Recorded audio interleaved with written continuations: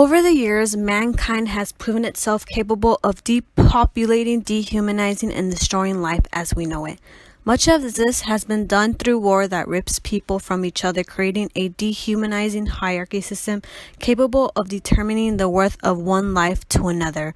Slavery has always existed all around the world, but it wasn't until it became a trend that it started to get recognized for what it was.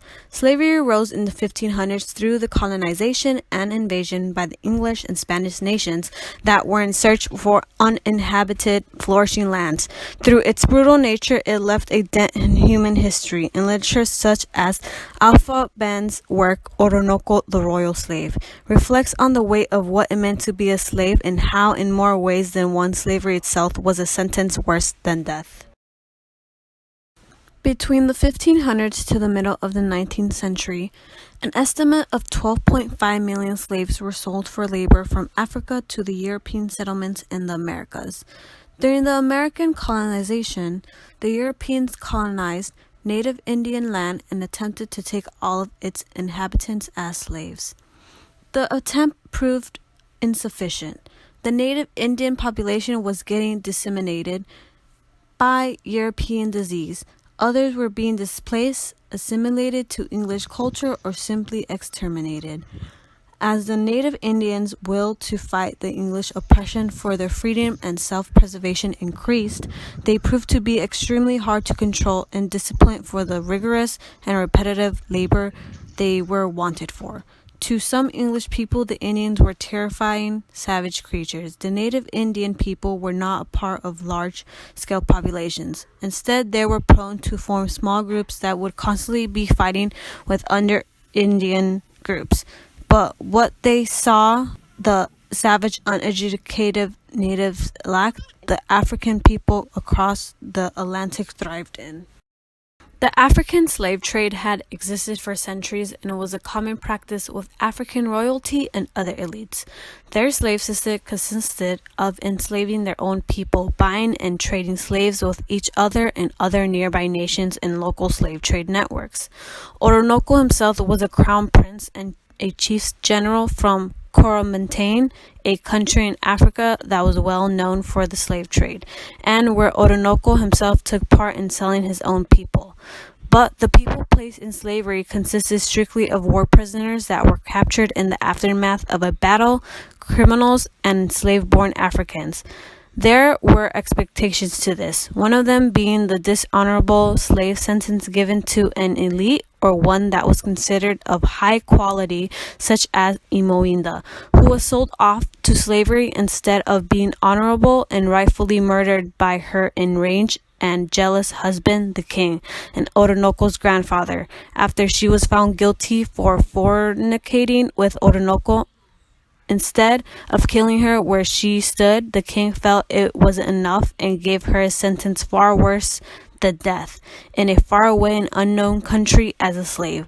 Another well-used method was through kidnapping, such as the case with Oroonoko, who was betrayed by a ship captain whom Oroonoko admired and frequently sold slaves to. He and his men were invited for a drink, made merry, and forced into chains.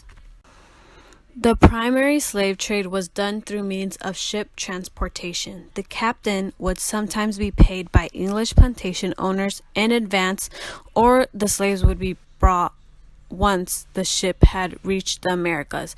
A slave would be sold for about 20 pounds, which today is an estimate of approximately $4,775. The journey from Africa to English settlements in the Americas would pass through the Atlantic in what became known as the Middle Passage. The Middle Passage was a month's journey through the Atlantic that served as the main passage for slave transport. The ship would take them to English settlements in South America, Brazil, the Caribbean, English countries, and the United States. The journey itself proved to be rigorous and dangerous, and as many as 12.5 million slaves were loaded onto the ship's cargo hold that were no bigger than small kennel pens for animals. And out of the 12.5 million, only about 10.7 million made it to their destinations alive. The slave trade was a lucrative business, risky for both crew and passenger, left to the mercy of the unkind and unpredictable weather of the Atlantic Ocean. The average death rate for both slave and crew per journey through the Middle Passage was about 15%. The ship itself served as a prison and deathbed, with a journey full of horror, pain, and death. Disease played a huge role in the dangerous journey through the Middle Passage, which was mainly introduced by the poor hygiene of the English, which included smallpox, influenza, whooping cough, measles, diphtheria, typhus, and tuberculosis, just to name a few. Gastrointestinal disorders and fevers spread like wildfire among the slaves, oftentimes lowering the already low mortality rate even lower. Slaves were placed in tightly packed spaces surrounded by those that were sick, scared, dying, and dead. Slaves endured long days and nights of terror, shock, despair, pain, humiliation, and hunger. Slaves were placed on 2,000-calorie diets per day that were divided into 2 to 3 meals, consisting of mostly food Africans had never seen before. Disease seemed to spread faster because of the malnutrition, and in order to end the journey, many chose to die in hopes of avoiding life of a slave by attempting suicide. And while some succeeded, others, like Oroonoko, failed. The journey would appear endless as they were left to wonder where they were going and the horrors that awaited them there. After 2 months had passed, the slaves were covered in each other's feces and vomit. Some were injured from the beatings and the probes, and approximately 8 to 10% died from the close confinement and disease by the end of the journey.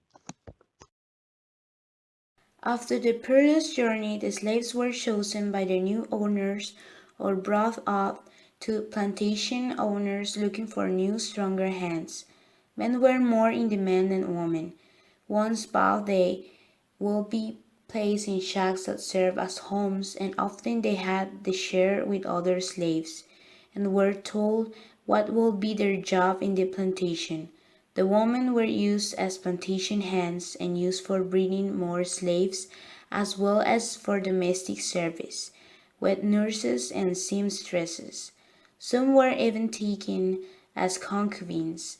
Men were expected to work physically demanding field work jobs that was often brutally enforced. A lot of the field work that could be done by animals was done by slaves armed with hoes, axes, shovels, and other heavy equipment. The average working day was 12 to 16 hours long. Throughout the 15th century, plantations received about 8 to 900 slaves per year, with the purpose of working as agricultural farm hands or to serve as domestic service. Very quickly, the slaves formed small communities where they had the freedom to farm for themselves and were encouraged to start families and have children. Childbirth was a dangerous and painful ordeal and always ran a risk of puerperal infection. Once the child was born, it became property of the mother's master and ran the risk of being separated from the parents and getting sold off or traded to another plantation or shipped off to another country. Having a slave born child was emotionally and mentally torturing, and it carried the weight of the parents because they knew that their child will never be free and that they will never know any other way life. So when Oroonoko and Imoinda quickly realized that they were expecting the happy news turned into a sad one. Slave-born were subjected to natal alienation and were became socially dead. The average lifespan of a slave born was 25 to 30 years old. It was a very short life full of pain and despair. Oroonoko began to get desperate, refusing to give his child the life only a slave knew. After much endurance and humiliation, slaves will constantly be risking their life to escape by running away. They knew, like Oroonoko knew, that they were never going to be set free willingly, so many risked dying honorably trying to escape rather than staying and dying like a coward who never even tried to grasp freedom. When slaves escaped, they were considered fugitives, so the plantation owners will send about 100 of his men after them. This usually ended in a brutal fight and struggle that resulted in a horrible whipping and beating or even death. When Oroonoko and his group of runaway slaves were eventually caught, Oroonoko himself had no choice but to turn himself in for the sake of his pregnant wife Imoinda, only to be whipped brutally and turned and have pepper rubbed into his wounds and left bloody and naked in order to serve as an example to the rest of the slaves. There were also slaves who in a repetitive pattern constantly attempt to assassinate the plantation master. Many slaves were simply tried and hanged after trying to put up a type of a resistance toward the master's oppression. Many whites feared mutiny because slaves will greatly outnumber their white counterparts by 6 to 1. The average life expectancy of a slave was about 7 years. Much of this had to do with the brutal treatment and physical abuse that slaves had to endure. The slaves were considered property no better than farm animals and had no human rights, and by the British law they didn't even have the right to life. So they were poorly taken care of, and after their human needs were neglected.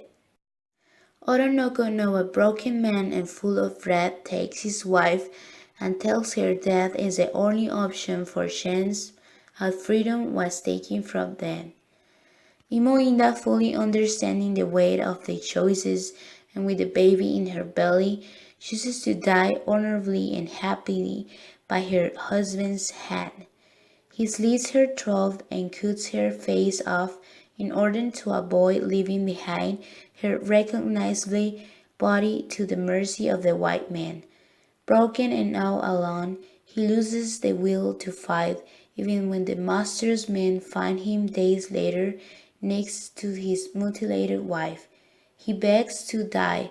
He pleads to avoid any more weeping and pleads them to simply end his life instead. As a show of force and oppression, Oroonoko is mutilated in front of the masses. First they cut off his member, then his ears, his nose, then both of his arms. He is cut into quarters and then sent out to the other plantations to serve as an example of what happens when the slaves start go against their masters. Too many dying was the only means of achieving freedom, so that was seen as much more favorable outcome than slavery.